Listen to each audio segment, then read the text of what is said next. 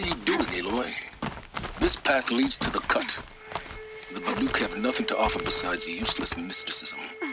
The Eclipse won't stand idle while you waste time playing in the snow. Return to your task. Surprised you're still checking up on me. I thought you had moved on. Well, forgive me for still being concerned with the fate of the world.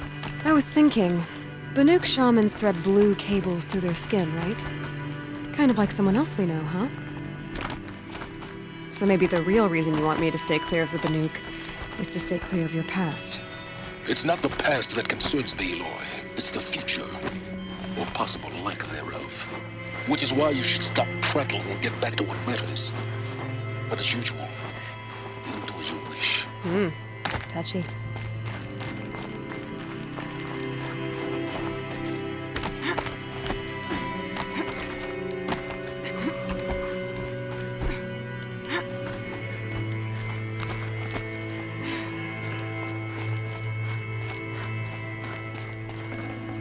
Gonna come in handy. This one's a new predator. I can see the heat coming off it.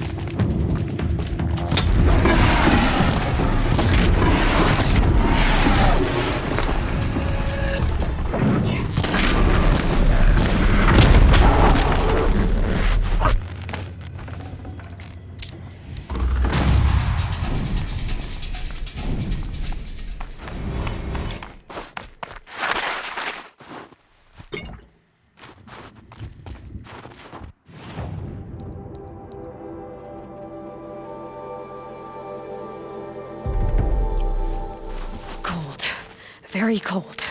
I get it.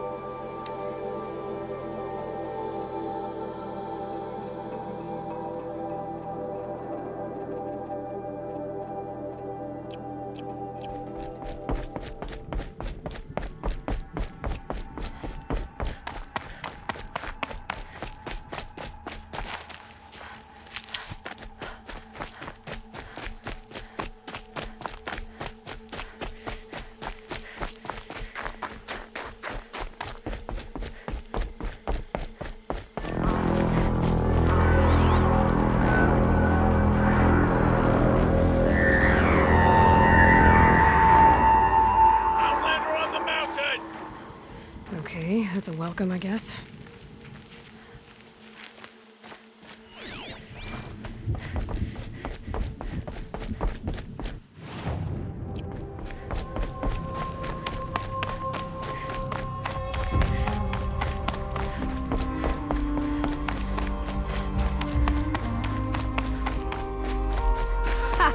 You sure you'll be warm enough up here, Nora? I've worked up a sweat from the climb.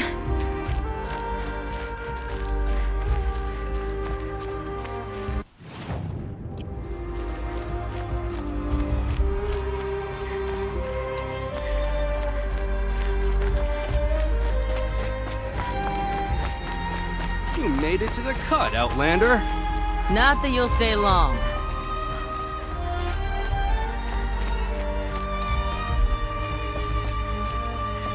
Smoke rising from the mountain. And the village, too. What's it for?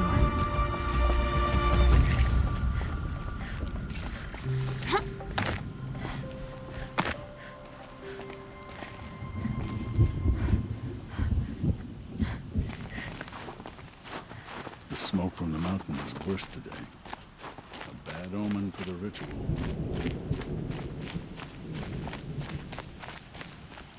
Shane has abandoned us.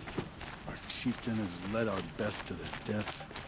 Where should we find hope now? How are we to trust the chieftain after so many died under his command?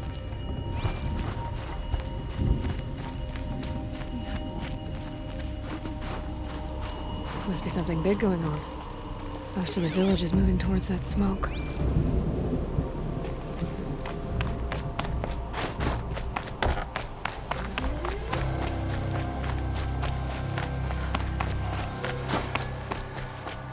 We suffered a great loss, but we must trust our time.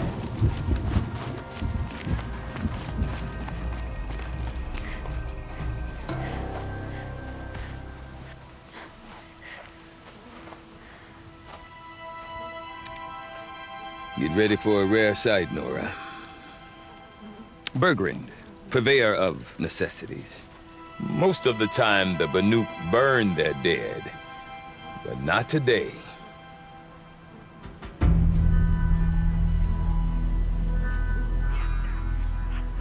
Because the bodies couldn't be recovered. Aye, a nasty business. All their best warriors lost. So they're getting a different kind of send-off.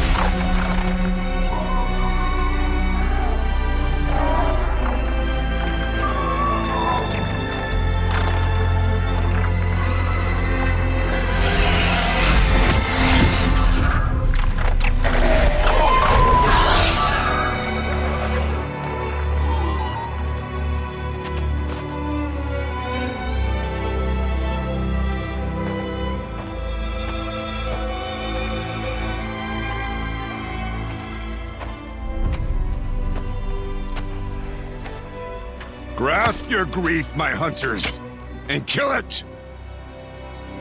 For our kin sees the fate all Banuk long for. Falling with their spears striking steel. Their struggle is over now. You have witnessed their spirits rise up into the blue sky and beyond to the blue light. But our struggle is only beginning. Soon, we will again take up the hunt against the daemon that frenzies the machines against us. And so I ask you, can you summon the courage of our fallen kin? Will you fight and die as well as they did? My courage! My spear! Our blood is in your teeth, Aratak! We are Banuk. Our enemies are prey.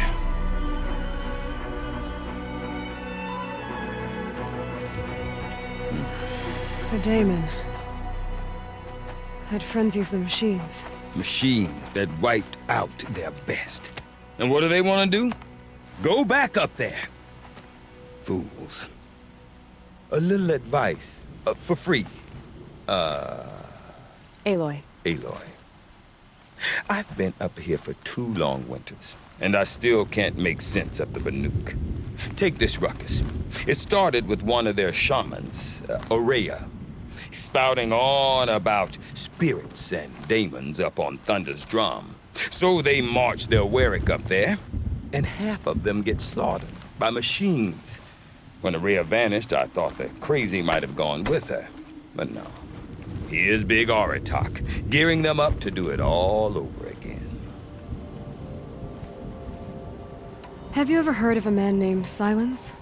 Tall, deadly serious, cables in his skin? Like a shaman?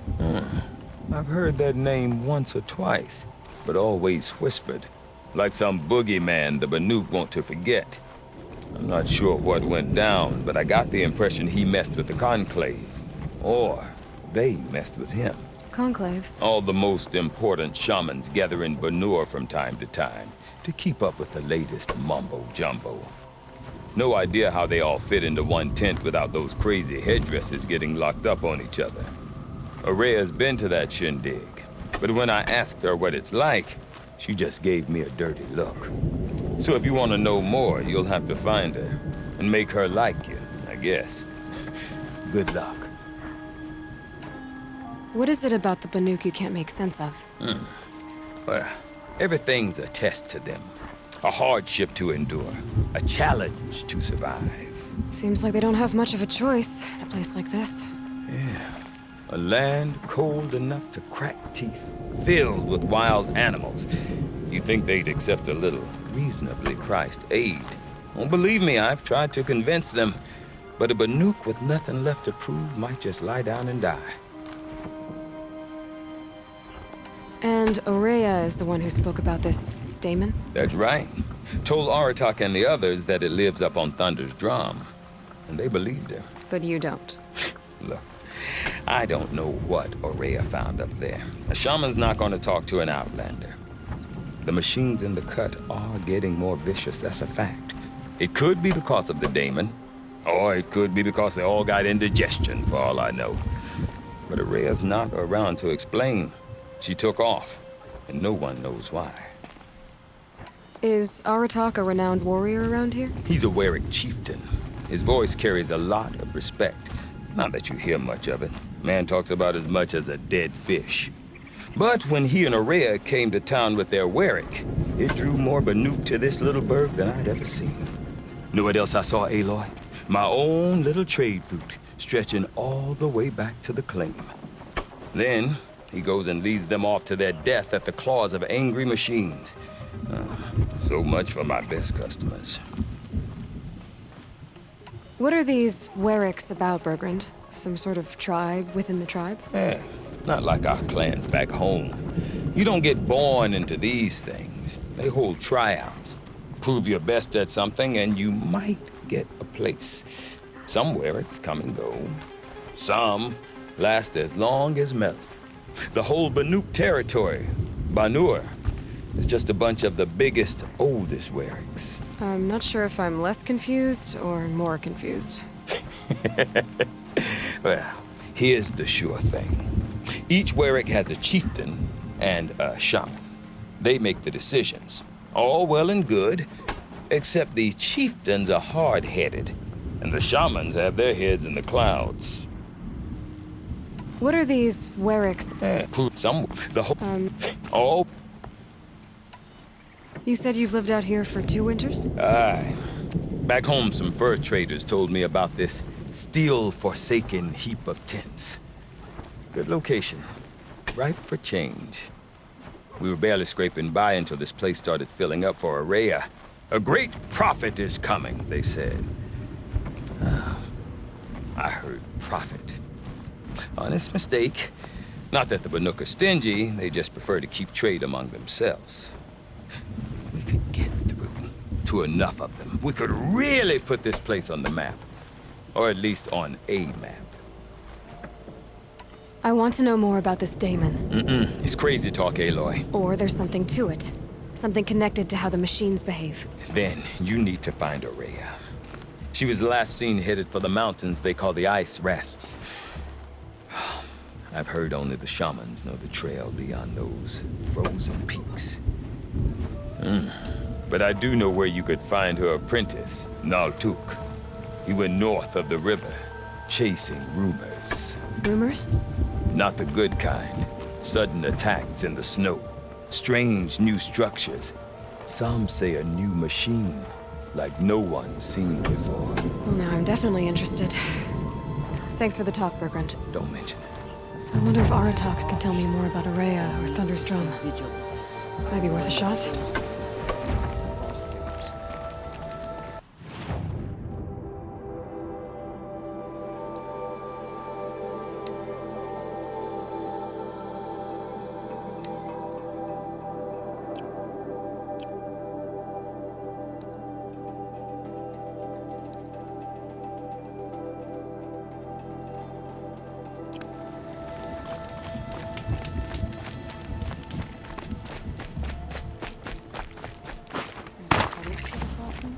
You seem sad, stranger. I heard you mention a flood. Yes. A sudden deluge, without rain or melt to explain it. I'm Lalai, the drummer of Deep Din. Or at least I was, till it disappeared under the waters. Deep Din. What's that? A hollow, carved out by the old ones. A chamber, a basin, and a musical instrument all at once. My life, my calling. I'd explain it by playing for you if I could. But its pipes are deep under the water now. So Deep Din is a place, and a musical instrument? Yes. Pipes that carry a perfect tone beneath a sonorous basin. A wondrous edifice the old ones used to carry music far and wide. During the war, my father played the pipes to rally the Banuk against the Karja. I'm the drummer now. But our battles are few and far between. Mostly I play for the joy of it. Or to remember my family. Of course, if the waters don't recede, what's the point of joy? Or remembering? So the waters came fast. One day it was dry. The next, the nearby river had risen and the entire basin was flooded. I don't understand it. There was no rain. Not even any clouds, and yet the river rose higher than I'd ever seen it. And there it remains. A flood without rain. That is strange. Where is this place? I'll have a look if I'm in the area. Just northwest of here. Look all you like, but I don't see what good it'll do. The floodwaters aren't going anywhere. How does one ask a river to relent? Deep Din. Silenced by rising waters.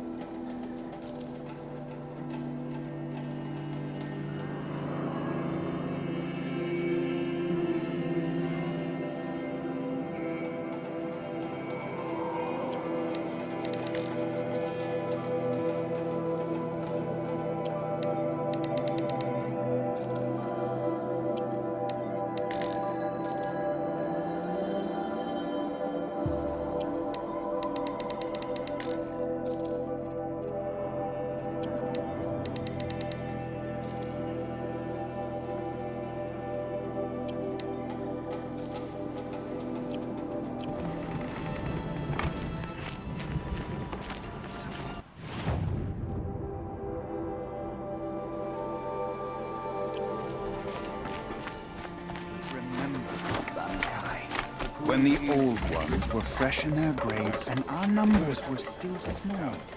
It was she who led us through the frozen wastes.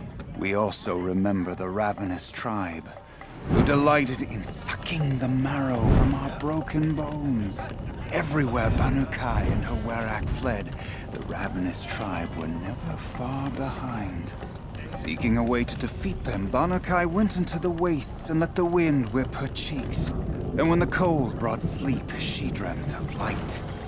She saw it behind the world, a great calming sheet of icy blue. And she saw something new. Herds of machines, each filled with the same blue light. When she woke, she knew which star to follow. She walked for many days and nights until she arrived at a temple built from sparkling ice. At the gates of the temple, she was met by the machines from her dreams, who bowed to her as she entered. Inside, Bankai discovered the blue light bubbling from a hole in the snowy earth like a spring. "You bid me come," she said. "My people need aid. Will you provide it?" The machines whispered to Bankai. "We go where the light goes, for we are its chosen vessels. There is darkness in your heart. It cannot hold the light for long. Carry it to your people if you must, but the cost will be great." Bankai waded into the pool. The light reared like a nest of snakes and struck Bankai, piercing her skin, filling her up. Bankai did not scream, though she was in agony. Bankai did not collapse, though her limbs shook. She climbed from the pool and carried the light inside her. She marched toward home, and the machines marched behind her. As she walked, the light struggled to push its way out of her, but the machines were there to aid her. She sewed her body shut with their cables, patched herself with their metal, and kept the light within. When she arrived, the forces of the ravenous tribe had surrounded the camp. Although the light had left her with 1,000 wounds, Bankai charged. And because she held the light, the machines followed. The ravenous tribe killed many, but those in camp rushed to join the battle. They gathered pieces of the fallen machines and from them fashioned weapons. And it was with these that Banakai's people repaid the suffering the ravenous tribe had wrought upon them. When quiet descended, Banakai finally fell. The machines bowed their heads, and her Werak wept. The light she'd held within her drifted from her wounds and rose to the sky. And for just a moment, before life left her, Banakai knew the truth of the blue light. And she felt peace. We remember Banakai, the first to crawl from the cave beneath the world, who brought the machines to us when we speak the name of our tribe. We remember her. And we will not forget.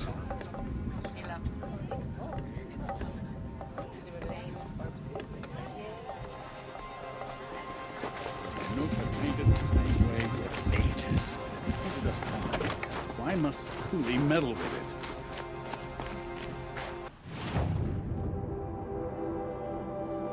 Stone Youth is always.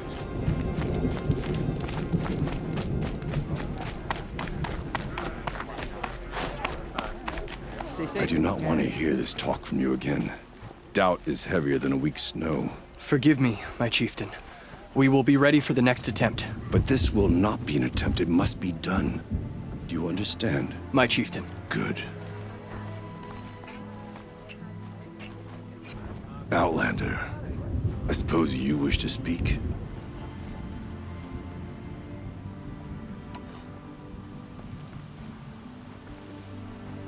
There are other Weraks in Song's Edge too? Yes. The village has its own life for all Banuk who need trade or shelter. After the war ended, it sprang up from what was once a campsite, quick as the bloom between frosts. Perhaps it will last, until the Karja seek war again.